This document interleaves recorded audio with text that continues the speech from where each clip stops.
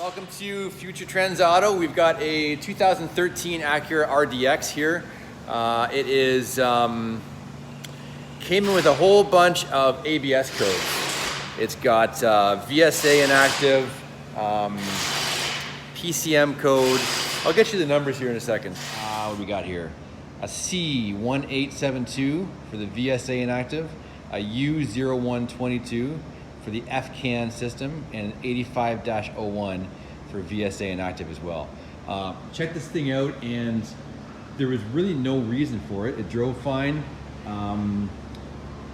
Did some research on it, and nothing really propped up.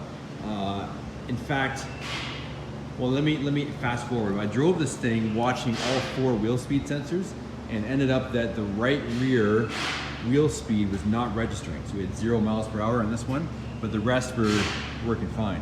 Surprised that it didn't throw a code for that, but it didn't.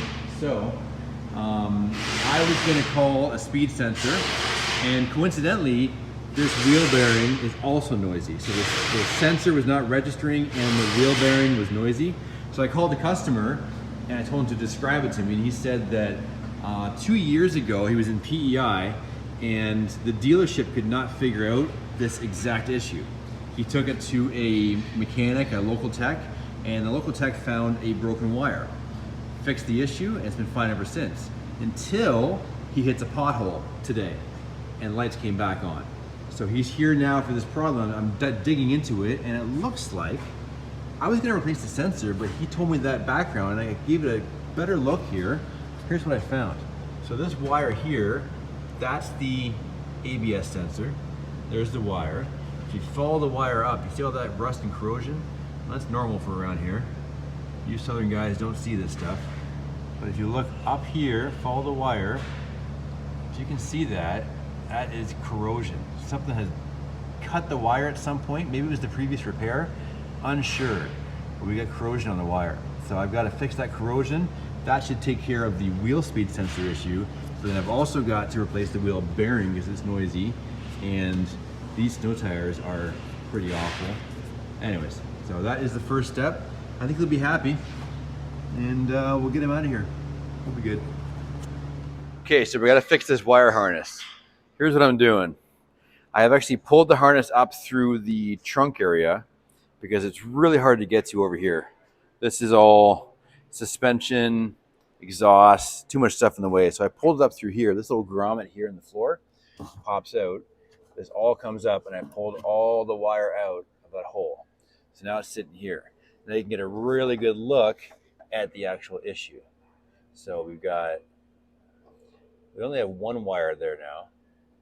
And that little green knob right there, that's the corrosion. And it has broken off of this other wire here. So corrosion, corrosion, we gotta put them back together. So when you do this kind of thing, you want to try and not damage any original wiring, because the original wiring is always the best at keeping out water and corrosion. How this happened, I don't know. It might have been a nick at some time, it might have been an animal. Somebody might have cut it with a knife to try and test it, which causes corrosion down the road, but we don't know what caused it. All we know is we gotta fix it right. So I'm gonna put you guys up here. I'm gonna fix her up. I'm gonna use a weather pack shrink tube, which keeps corrosion out. And I'm gonna investigate this other wire and see how good it is. It looks to be all right, but it looks like the previous repair might have melted the wire a bit. It's got a bit of what looks like damage from a torch heating up a shrink wrap tube. But if it's acceptable, I'm gonna leave it. And if it's not, I'm gonna change it. So here we go.